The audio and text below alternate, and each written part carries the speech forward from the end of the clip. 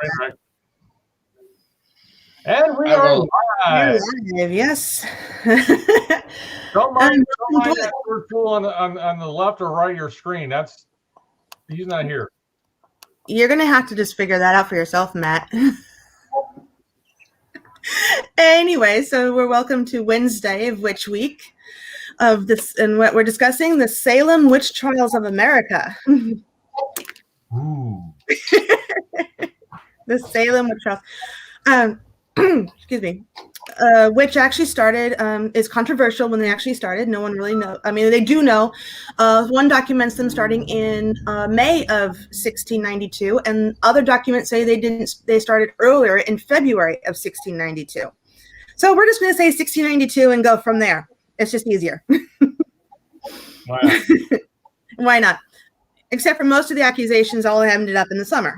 Of course they did. We'll just be in agreement. They started in 1692. Yeah, exactly. The spring of 1692. Spring. There we go. Spring. 1692. Not 1492 when Columbus came over here. No, not Columbus. No. Later. But the Puritans actually made it to America. Yes, they did. So anyway. So, Jen, where is Salem? Where is Salem? Salem is in the wonderful state of Massachusetts. But however, here's what's going to knock your socks off. Salem was known as Salem Town first before it became Salem. And not everything took place. Salem Village was near Salem, and now it's called Danvers now. It's not called Salem Village anymore. Yep. So that's where most of the things and accusations and trials took place, was actually in the town of Danvers. Between that, which is now Danvers, I should say. Salem Village and Salem kind of took on a lot of that. There was actually 4 towns that were majorly involved. So you had Salem Town, or Salem. You had Salem Village, Andover, and Topsfield. Those were the 4 main towns that were all involved in this entire mess. Towns or village? Well, these were all considered towns because they all had governing bodies that were overseeing all these towns, so they considered them towns, or at least villages of, they had magistrates of sorts, yes. So, hi everyone in chat. Hello, everyone. The crazy Americans. The crazy Americans. Yeah, and the one who likes the morbid history, yes. Morbid. Considering my last lives have all been considering on death and morbidity and drownings, let's go there. That's not a personal problem. No, it's not a complete personal problem. So anyway, Massachusetts is on the East Coast. We're on the West Coast. And no, I've never been to Massachusetts, but this has been a huge history buff of mine. I mean, I own books, I own lots of stuff that's all witchy in nature. In other words, she is a Salem geek. I am a Salem geek, yes. I'm going for the ride. And I got a bunch of trivia sitting on my other monitor. Oh, trivia is going to go good. So before we get into any history, let's try to let's set some records straight, because that is where I want to start. And we're going to start with the problem with cinema. Cinema usually gets it wrong. The Crucible, well-written play, great movie. Well, movies, several different movies. It's a classic, but it's wrong. A classic. I'm not going to say Arthur Miller was bad. Just saying. He decided to take the main character, which was the star of the Salem Witch Trials, and not use that person as the main character, and switch it to Abigail Williams and making her much older. Abigail Williams, when this all began, was only 11 years old. Only 11.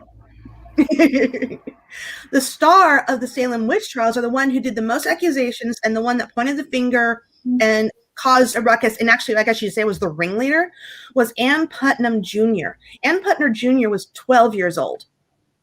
And she had this I guess you say this aura about her. She's a people person. She knew how to get into people's heads. She knew how to manipulate. She knew how to threaten others to go along with what she said. And she was only 12. That's pretty scary for a 12-year-old.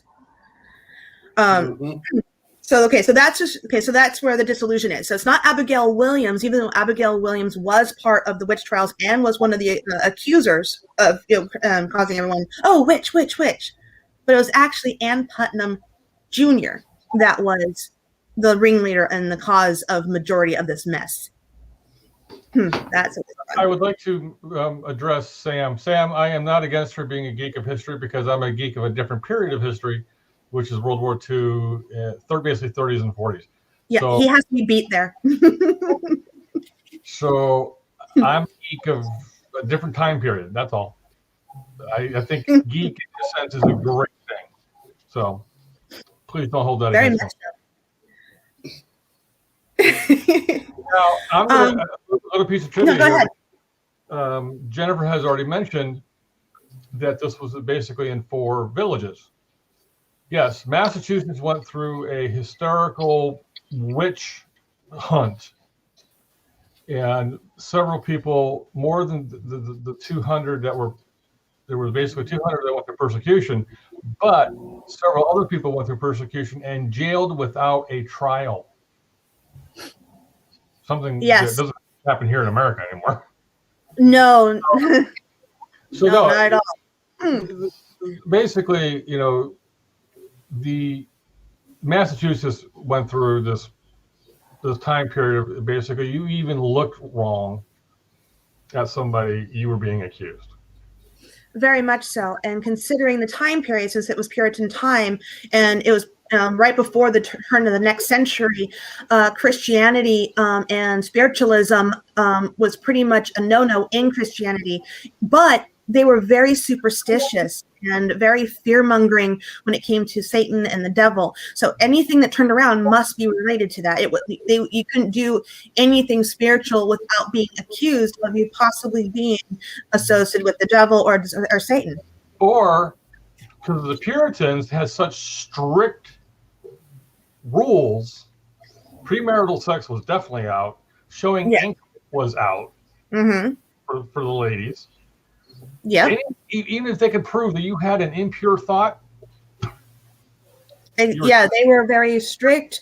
If you didn't attend church, you were could be thrown in the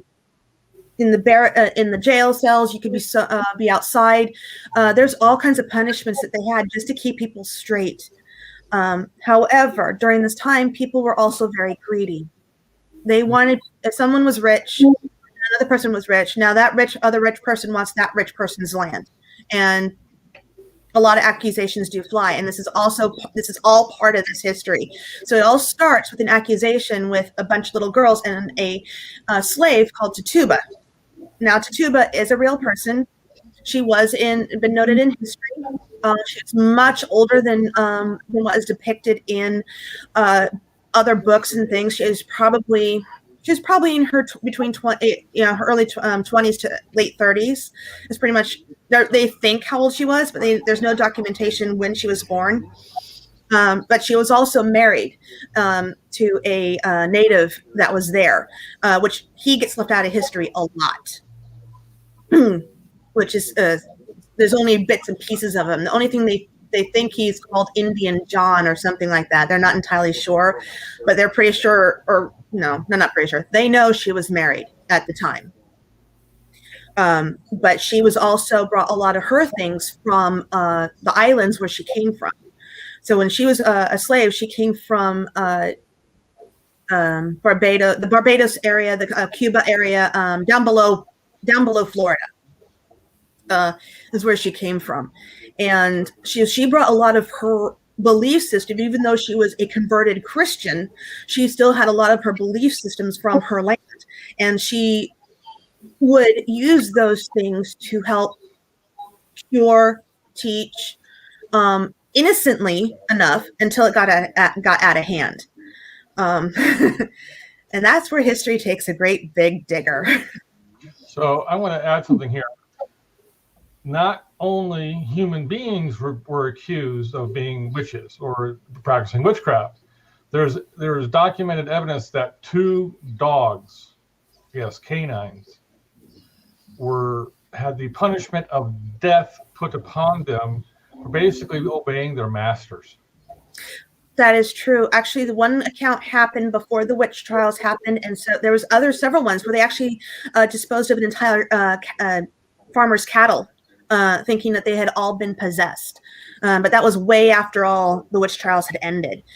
So his witch hysteria didn't just stop in 1693, but I would say the majority of the witch hysteria did happen in 1692 to 1693. There was 20 people. Official count, there were 20 people that died by either, 19 people hung, 1 person pressed, and 4 people reportedly died in the prison cells. That's the official record. Mind you, the numbers might be a little bit higher because, once again, it's written down by people who were there, and people who were there are influential. They wanted knowledge. They wanted money. Oh, I'll pay you money if you leave that person's name off the roster. This did happen. They have evidence of this happening. Excuse me. They also had other victims that were, if they weren't hung or had means of death, they were either found guilty, they were pardoned, which was very rare. They were found not guilty due to lack of evidence. And what the heck is... It's my lawn, guys. Oh, nice. And then there's some that never got brought to trial. And there are a few who actually escaped from jail or just evaded arrest. So the numbers could have been a lot higher. A lot higher. I got a little bit of trivia for you. Let's go for it. Let's pick on our hosts a little bit. Pick on our host. Well, actually, they're Scottish, not English. So I really apologize for that. The English, 100 years prior to 1692, actually passed in 1562, passed what was known as the Witchcraft Act. Yep. So, including in 1644, the English government even had an official position, Witchfinder General. Yes, but there's something different that happened during the Salem witch trials. Did you know? Because I don't know. Oh, you're going to love this. Yes, where that is a fact. Some of the courts actually threw that out as absurdity and only wanted core evidence that may or may not actually go along with what that was written. Isn't that fun?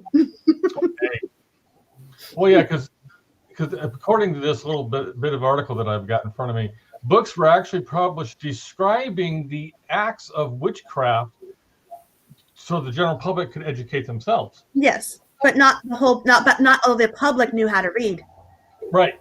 So with them not being able to read, so only the people that were educated knew how to read. But a lot of them who were educated, very smart, and they a lot of them, I would say that you have like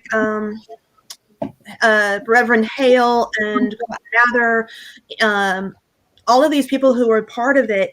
These reverends, they were really well educated, so they took that into consideration, but they also took other books that other people had written over the years on what constitutes a witch. So they didn't just go from one thing or what was dedicated to them for, that was passed to them that they had to follow. They're also going by what they felt was necessary by the base of the church.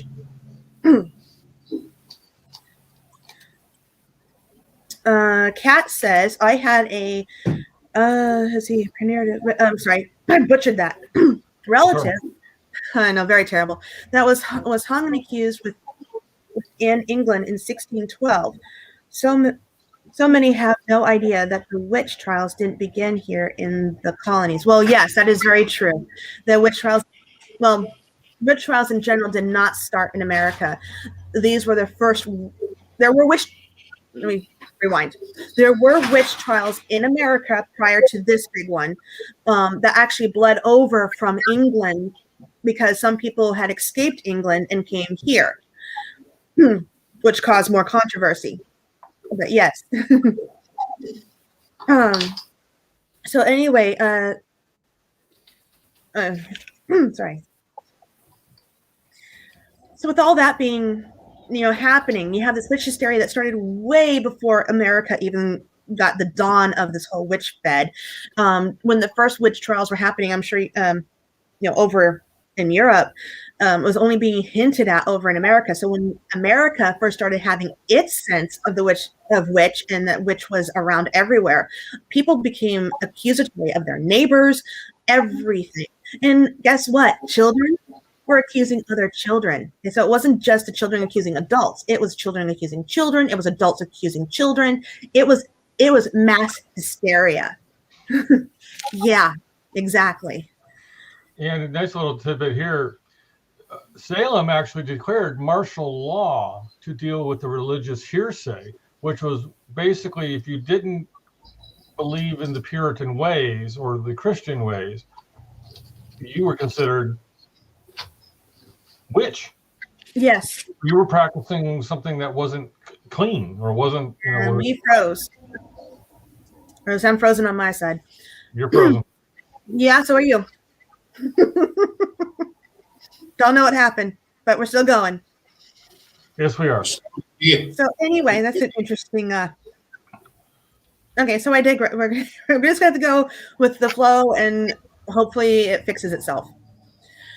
So in the course of this year of hysteria, over 200 people were accused of witchcraft. You guys want to take a guess on how many were men?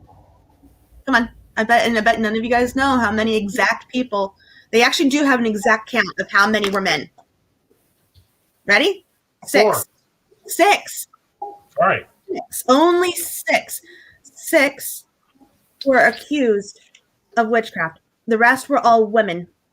And there was not a single male child accused in the whole thing. It was all women and female children. Yeah.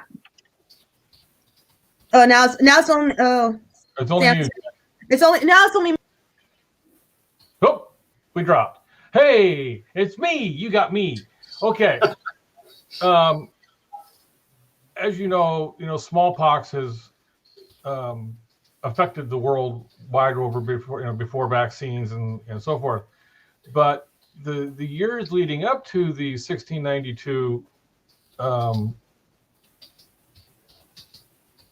adventure, or not adventure, but the 1692 witch trials and the accusations of blah, blah, blah, smallpox had hit the eastern part of the United States. But because the adults and children alike did not understand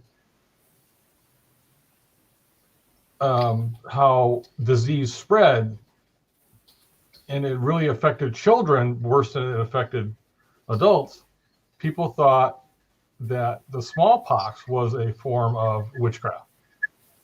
So, this strange times back then.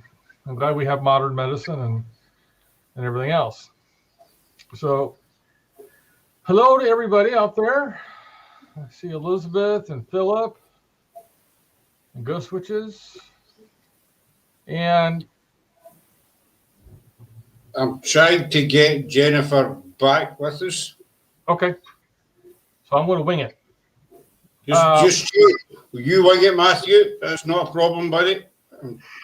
So basically, there was only X number of people. Like Jen was going down the path of that. There was only 6 men put to death.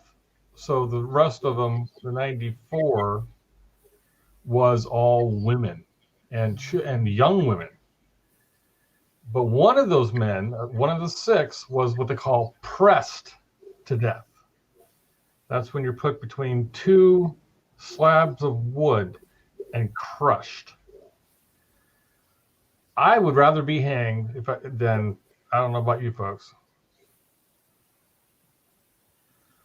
So, plague, Philip, yes, the plague, if you're looking at the Black Plague or smallpox, the plague, no matter kind of plague, it is a bad thing to definitely go through. Fortunately, as modern human beings, we haven't experienced a true plague in the last 100 years or more. What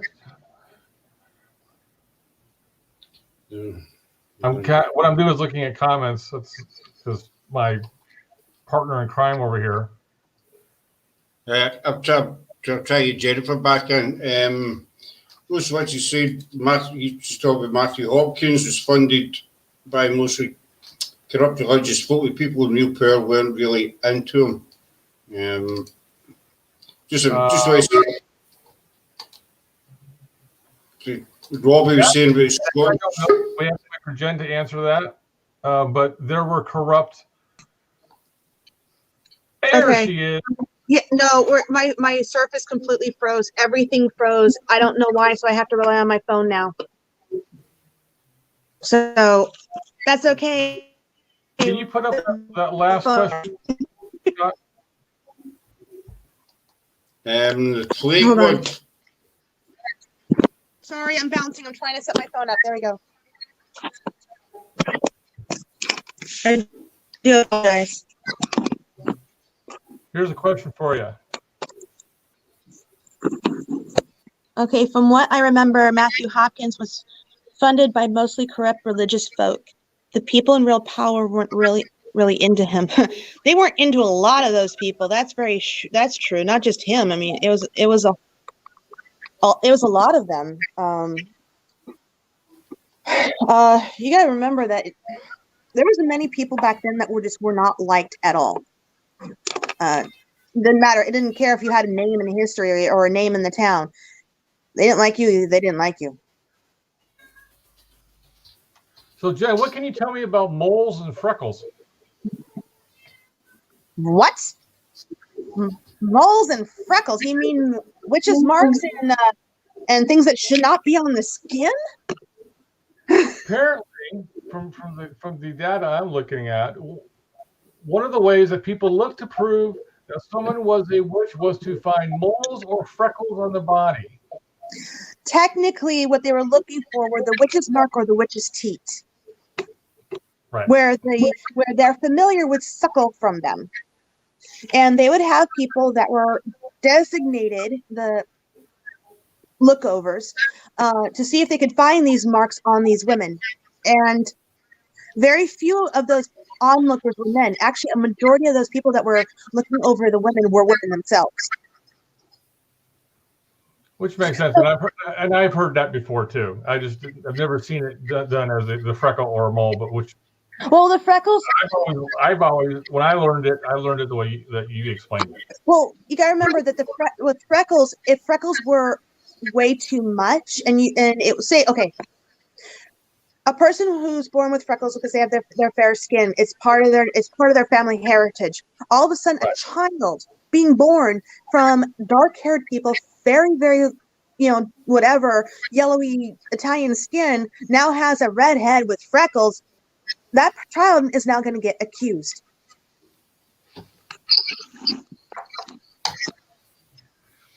So, since you have one.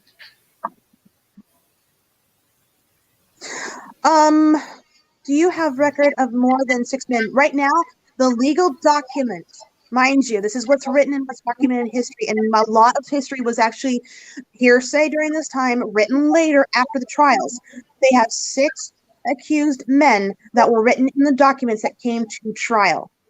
So that is what they know for a fact. There may have been more men, easily have been more men, but the ones that are actually on the Salem document trials, they have 6 men, of which one of them was pressed to death. The other one, and the other gentleman I covered pressing versus hanging while you were good. I know. I don't know what happened. I swear. That was just plain weird, and I had to rely on my phone. Okay. Hey, Jen, do witches float? Yeah. So do goats and pigs and birds. Sorry. It was a joke. It was meant as a joke. I know. It's like, but back. Okay. Puritans didn't exactly bathe. They bathed only when they were supposed to. They were not swimmers unless they were sailors, and a lot of Puritans weren't sailors, so a lot of them didn't learn how to swim. So they figured that if they did, that was one of the things that they could test, was definitely, but not a lot of them were tested this way during the Salem witch trials. Majority of them were tested through the whether or not they had the witch's teeth or the marks on them, or marks or red marks on them that couldn't be explained. That was their major evidence. And their other major evidence was people accusing them and the girls in court screaming their heads off in mass hysteria at the people that accused. And as soon as that girl touched their accuser, everything ceased and stopped. They weren't screaming anymore. They weren't having any issues. I mean, that was one of the tests that they did. They would actually have the girl walk up to their accuser while they're throwing a fit, throwing themselves around, being held by two grown men. As soon as they touched that accuser, everything stopped. Now, some people later believe that was all act, that they were trying to just act on the behalf of their parents. Some people think that they were high on or had ingested this type of rye that caused them to get sick and have hallucinations. Whatever the case may be, that was one of the tests that they did during court.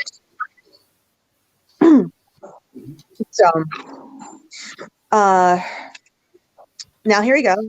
Oh, let's go there. We'll do that first. Supposedly, men fled Salem to Pennsylvania because they were being accused of witchcraft.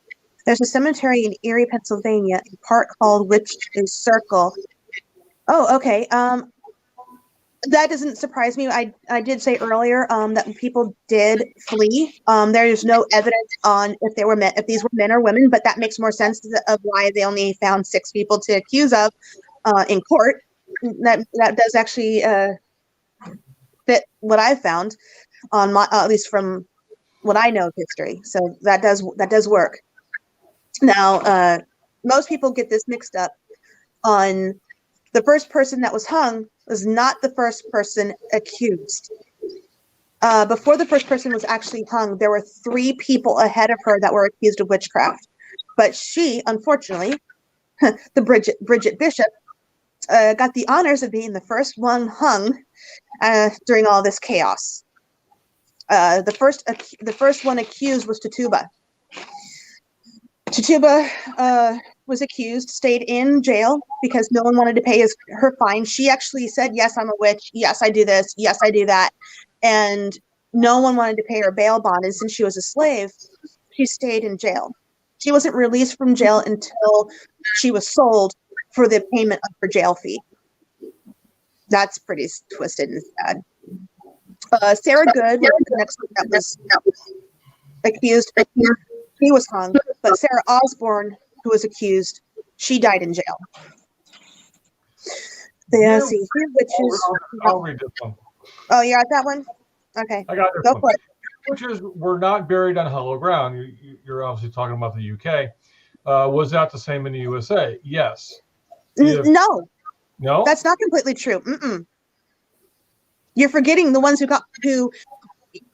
yes, there were some that were buried on non-hollow ground because they didn't feel that they were fit, but those were some who they were able to claim, their families claim that they gave a confession afterwards and produced a falsified document that they were being coerced and therefore pardoned, and then being able to be buried on hallowed ground. Okay, actually, I took it as a very general question about the United States. I'm sorry. That's me and my history. as the Salem witch trials, because typically, well, it's interesting here. We actually have a very good example. Jen and I have a very good example of being buried in 2 different cemeteries from the same family. You know where I'm going with this, Jen. I know where you're going with this. We have a married couple from the Donner Party that one was Catholic and one was not. In a Catholic cemetery, you have to be Catholic to be buried there. And so here we have a married couple, one's Catholic, one's not, and they're buried in two completely different cemeteries. Because in Yuba County, where Jen lives, which is just across the river from me, so we're not that far apart, there's two cemeteries there. And I believe it's the same way here in the Sutter County, is you have a Catholic cemetery and then you have the public cemetery. Is that true, Jen? Yeah. Yes, that is true. But it's been common practice that unless you are a Catholic, but you have to remember, not all Puritans were Catholic. Well, I'm using that as an example. I'm just using that as an example, not as like this. No, I get it. The general. This is just a general. Okay, so Matt, you said you talked about the one man being pressed to death. Yes. Okay, did you mention how he and why? No, because I don't know. Oh, you don't know. I know. Okay, sure you do. We could have not gotten a better subject for this day. Sorry, I love this kind of stuff. I know you do. Come along for the ride, babe. Oh, thank you. So Giles Corey was in his 70s when he died. He ended up making a mockery of his own self in court because he inadvertently accused his own wife of witchcraft. Martha Corey. Martha Corey was arrested. He came to court several times pleading for her innocence and that he was just joking and that he didn't know that would lead to her being arrested. Basically, there's all kinds of stories, all kinds of candor. I mean, there's different people over time have written different ways of how this happened. But basically, he comes to court. He's trying to rescue his wife. Then they start, was it Ann Putnam Jr. starts accusing him. Remember why I said Ann Putnam Jr. being the ringleader? She starts accusing him. She's writhing in pain, saying that his specter, his self is going after him. And he's like yelling at the courts and magistrates, saying, "No, she's lying." And they tell him, "Well, confess. You need to confess." He's like, "I'm not going to confess." And they take him to jail. They give him one more chance to confess. He doesn't want to confess. They take him out from the jail cell across the street to a field, practically strip him naked, lay him down, put a plank on him, and start piling rocks on him. And the judge, one of the judges said that rocks will continue to be piled upon him, whether he confesses or he dies. That was the verdict. The whole entire time, they kept putting more and more rocks on him. He wheezed. One accounts. Now here's where history kind of converses and loses. All right. I don't know where that feedback's coming from. Are you guys getting a feedback? No. Nope. Okay, so it's just me. It might be my phone. That's okay. So anyway, they think they don't have documented proof. Mind you, we have two people that said, Cotton Mather said, and I can't remember who else, recalls him saying more weight. Okay, that is the what has been passed down in history, that he wanted more weight. Now, other people who were there thought he said more. Some people thought he just said weight. Other people said he was mumbling because he was incoherent and couldn't tell whether, what was going on. And then he did die under all that weight. Not accused of witchcraft. They could never convict him or accuse him afterwards of witchcraft. However, his wife was accused of witchcraft. She was found guilty, even though she pled her innocence. And 2 to 3 days after Giles Corey was pressed to death, she was hung. That's messed up. Okay, there's a question here. Do you think the persecution of those considered to be witches? Thank you, Scott. Think the persecution of those considered to be witches were worse during the Tudor age, such as Philip of Spain and his own vendetta against Elizabeth I of England. Thank you. Yeah, I think it was far worse during that time. I mean, I'm not going to deny that it was really bad here in America, or at least it wasn't even America then. It was just the colonies. But I Well, we would weren't say really the colonies till later, after 16. well, no, these are still part of. They considered these colony. They called them colonies because they were considered the colony of the area that they came from, not the colonies that we know as the 13 colonies. Boo! Gotta get your brain bred there, huh? Anyway, the villages, these colonies, not necessarily the colonies. Anyway, I digress. The persecution, I would say, that happened over in England, especially considering that I think were more brutal. I think they had more tactics of torture just to get a confession.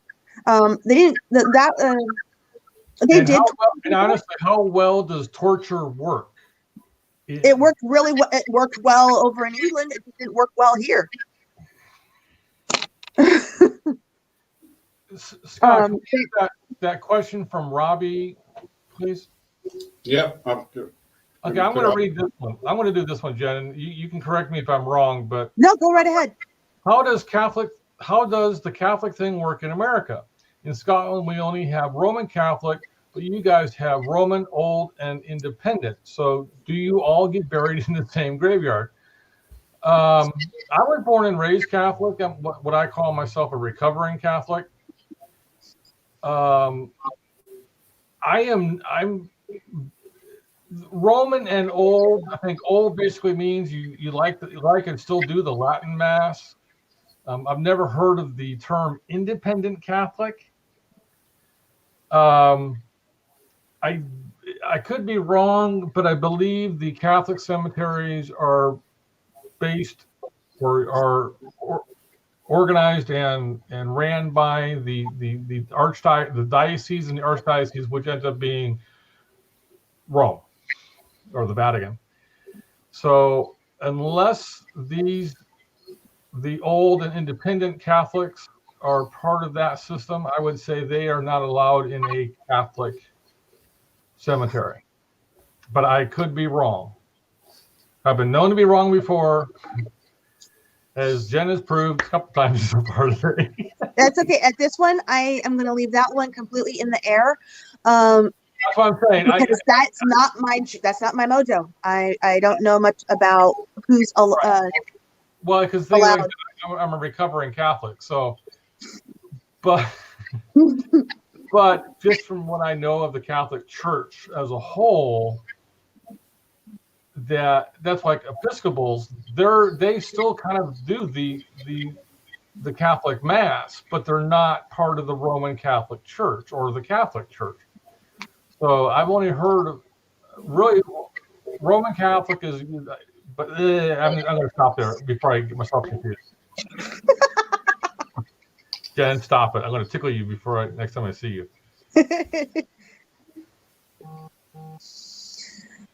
So I would say that the Old and the Independent are not allowed to be buried in the Catholic churches. I'm sorry. Catholic cemeteries. I would think it depends on the year of those cemeteries were established and what the laws of the Catholicism were at that time. Because some Catholic cemeteries are closed. They've been closed to new burial.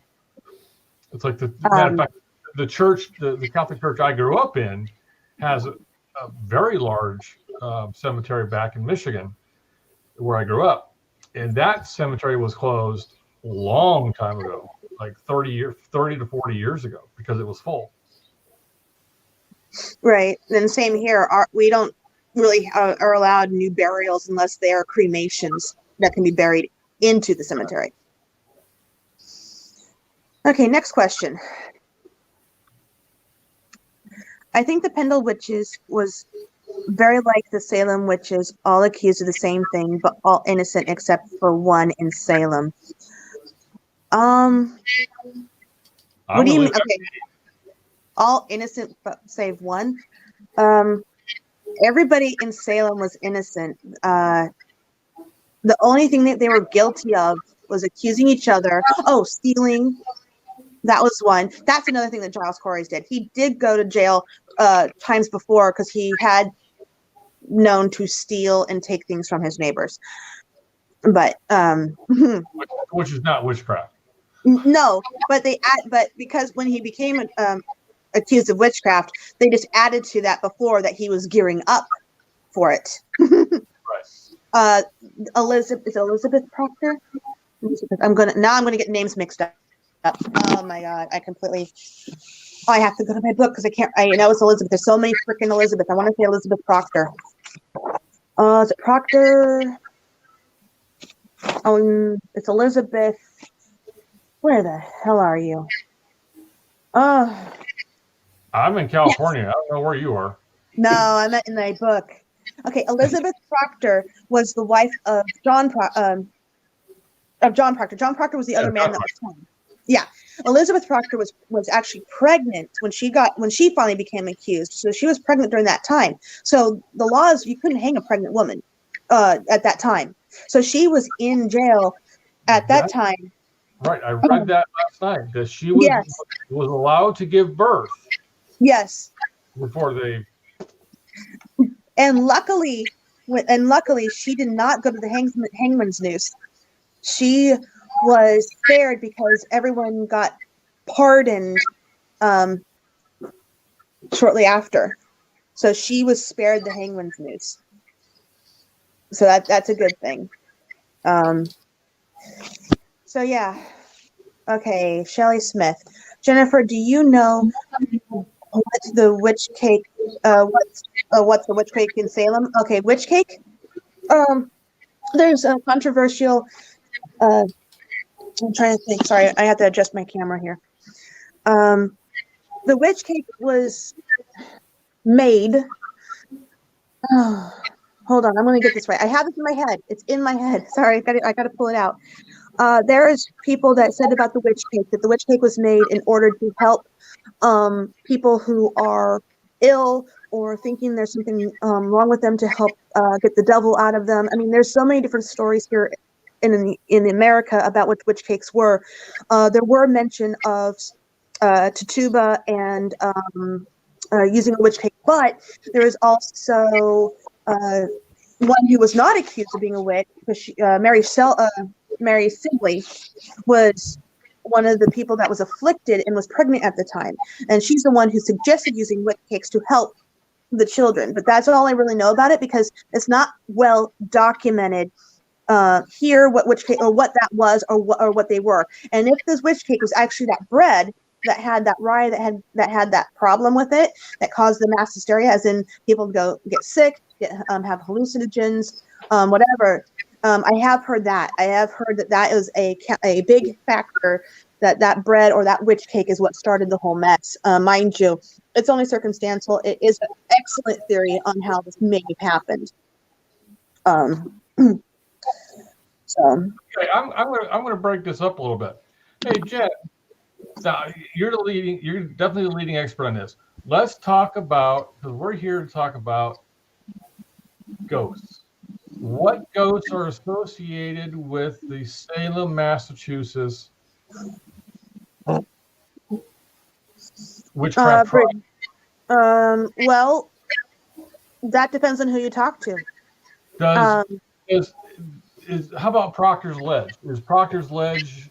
Proctor's Ledge is where they hung majority of the witches, right, named after John Proctor. Okay, but is because of so many supposed witches died there, is it a place of? People claim to have uneasy feelings when they visit that place. They have claimed to have taken pictures and had orbs flying around up near where the gallows would have been. People claim that they see, mind you, this is all hearsay and what I've read, and everybody's account's different. Some people say they see Bridget Bishop walking around with a noose on her neck. Some people think they see or hear the last moments of John Proctor, and not just at the Gallows Hill, also in the House of the Seven Gables. Is supposed to be very haunted with members of that witch trial. Now, in the reading that I've been looking at, these women primarily were basically thrown over a crevasse, not buried properly. It kind of goes back to that. Is that a big thing in the research and reading that you've done? They had, at first, they had a makeshift gallows, and they weren't typical gallows. They were told to be hung until dead. So they strangled to death. Means. Well, they didn't have the short drop either. They were No. not modern. They were just lifted. They were lifted. They were basically they were lifted up. Strangled, not choked. Better term, strangled. Yes, strangled. But yeah, they were strangled to death.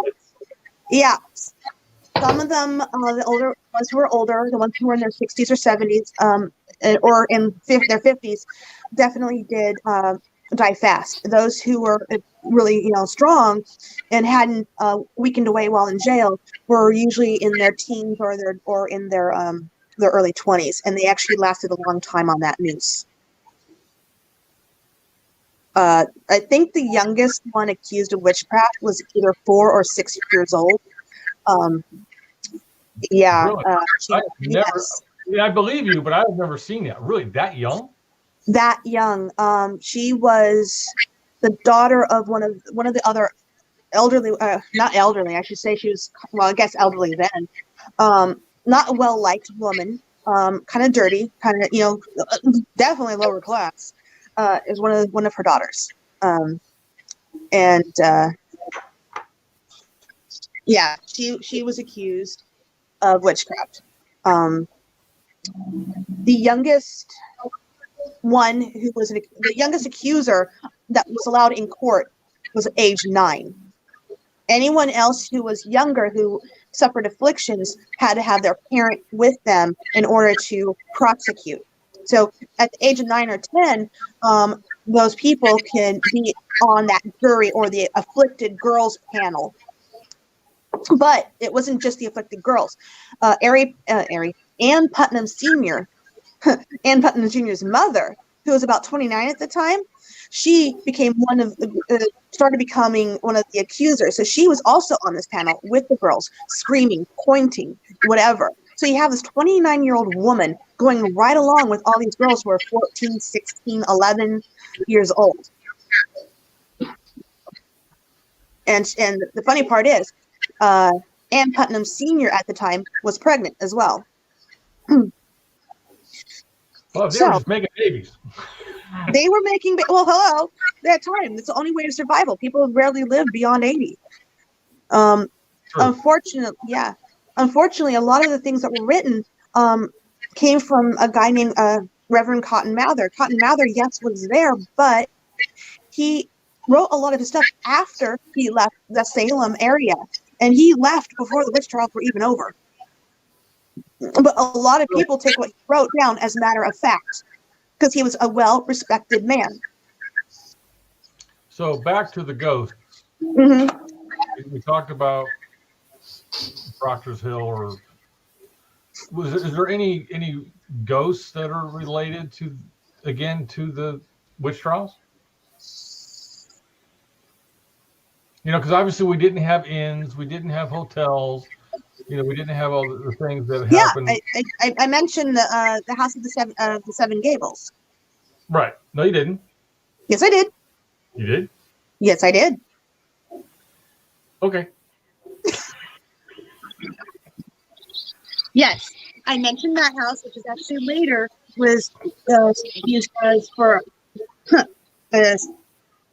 survivor, because his father was all part of it. Nathaniel, the Hawthorns. Gotta love the Hawthorns, right? Here, we're going to have all this money and do what we want to do because we can. Well, that's rich people for it. Mm-hmm. So. Is there any? It's like I could keep going on. Is there any other questions out there? As far as ghosts are concerned, as I said, the accounts vary. Some of them go by seeing the past coming back to life. Other people think that the certain first victims are the ones they see all the time. but or nameless. Some of them very nameless, and they don't know who the specter is because there were so many people that were written down in the ledgers that sometimes a lot of that writing had gone or had been not erased away, but had started to fake away. So it's hard to read everybody's name. So they have a good majority of who, but they're not sure. They're not sure of exactly who these might be. So there are investigators out there trying to find out who these specters are, if they actually are the key people that had died, or if they're key people that had lived during that time and now are stuck there. So you always hear, like I joked earlier about, do witches float? Oh, wait a minute. Wait, how many men do you think? How many men do you think said their wife was witch because it was cheaper than divorce? A lot. There's at least 3 that I can think of right now that would rather soon find a way to rid of their wife, since divorce was considered. It's not that they couldn't do it, but it was hard to do and hard to prove. So I'm pretty sure that there were some who did that, or jokingly, whether they loved their wives or not. Sure, men were key accusers. Unfortunately, it was those girls. Those girls were the key accusers, and those men believed the girls. And that's what it came down to. Who believes who? So, like I was alluding to before this last question, which was a great question, how were these accused tested? We talked about that. Okay. You don't remember? Yes, I remember. One of them was the touch one, where they're in court and the writhing child comes and touches his accuser, and all of a sudden stops writhing. That was a test. Right, I do remember that. Mm-hmm. I've got a question for you, Jennifer. Go for it. The book that was written by King James VI, Mm-hmm. I know that ended up being taken over to America, possibly sailed. Did that play any part in the witch trials at all? They were originally not originally, no. They were brought into consideration. There was I mentioned Elizabeth Proctor earlier, right? Elizabeth Proctor and her family were accused way later or earlier for all this, using that documentation, of which they tried to bring that trial into her trial to accuse her of witchcraft. So there is documentations that they did use it. It just wasn't. It's not well documented that they did use it, but I'm trying to find it. I wasn't sure, because I do remember reading that the book did end up over there, and I wasn't sure whether they maybe used it as a kind of, guideline to how go about conducting the trial. The guideline wasn't just that book. The guideline was also what's written in the Bible, and a lot of them took exactly what's written in the Bible to heart. Any phrase that deemed a woman not to be the way she's supposed to be in Puritan life, they used against her. Other written books, such as that by King James, I can't blame him for writing that book. I mean, he had every right to write that book, considering what he went through, what his wife went through. I get it. I totally get it. But then you have the witch's hammer, the Malleus Maleficarum. That also is put into play. So all these books, all this knowledge is written, including the Bible, was thrown into comparison to what they would reveal as knowledge of what a witch would be. Then it also came down to what they've been taught, what the reverend's been taught, what the judges have been taught, what they're allowed to do, what they're allowed to convey. Can they say this? Can they say that? All of this comes into play. So with that being said, well-to-do people were not as highly accused as the less mean people. But if the less mean people have land or anything, cattle, pigs, you name it, somehow they ended up getting accused. And their lands, once you were accused, once you got convicted, your lands were taken away from you.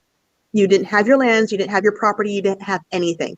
You lost everything the minute they convicted you. You didn't lose it until you got convicted.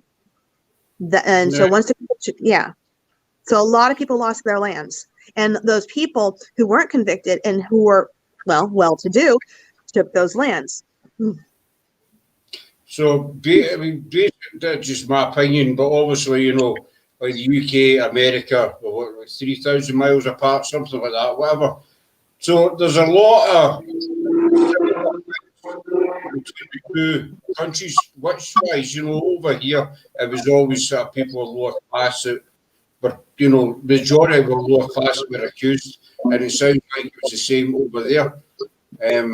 Higher standing people were less likely to have the finger pointed at them. Yeah. Yeah. I dare say that there was quite a lot. I guess I'd say the last night when Sam was on, there probably was, but over here anyway, a lot of, well-to-do, high society people over here that probably did dabble in witchcraft. Well, yeah, of course. Was it? There is knowledge of Ann Putnam Sr., who went to Bridget Bishop, because Bridget Bishop was a midwife, and she dabbled in medicine and only knew all that stuff. Went to her fearing that she was going to lose her child. So yeah, they used that knowledge against the first person that was hung. Bridget Bishop knew herbs. She was a Christian woman, but she knew how to heal people, so to speak. Mm-hmm. And now, all because of that, then that's when she became, maybe a woman shouldn't know how to do that. Yeah. Very, very similar to the UK.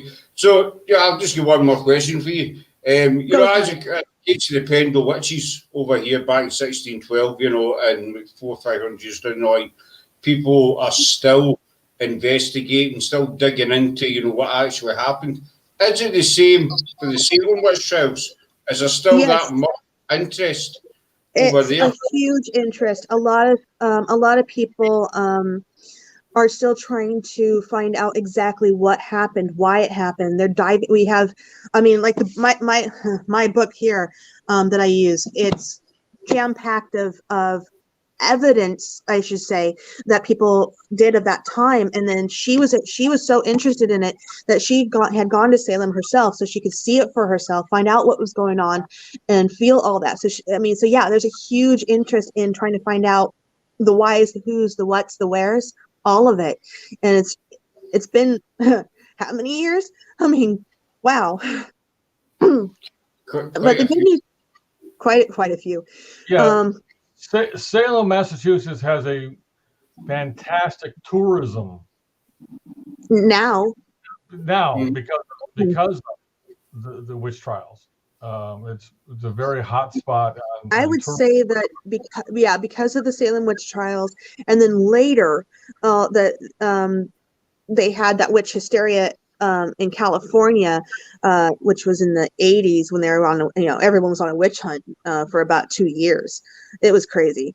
I digress. But anyway, so it's never, the witch hysteria changes with time. And I would say that would probably be this darkest part of witch history in the what is now the United States. So, well, Jen, I'm going to, from Jen and myself, or Jennifer and myself, I want to thank everybody for tuning in to us today. Thank you for Scott for being our question. And nobody asked us that one question. Nope, they didn't. So, hey, we'll tell you later. Gosh. From all of us at Paranormal and History, we thank you. Hope you enjoy the rest of Witch Week. We're glad to be here. And again, be at peace, be safe, and thank you again. And thank you very much. Don't be in Ann Putnam. Take care, everybody. We'll see you 9 o'clock tomorrow night for another day 4 of Witch Week. Thanks very much for coming in, and thank you to Jen and to Matthew. So be safe. Bye.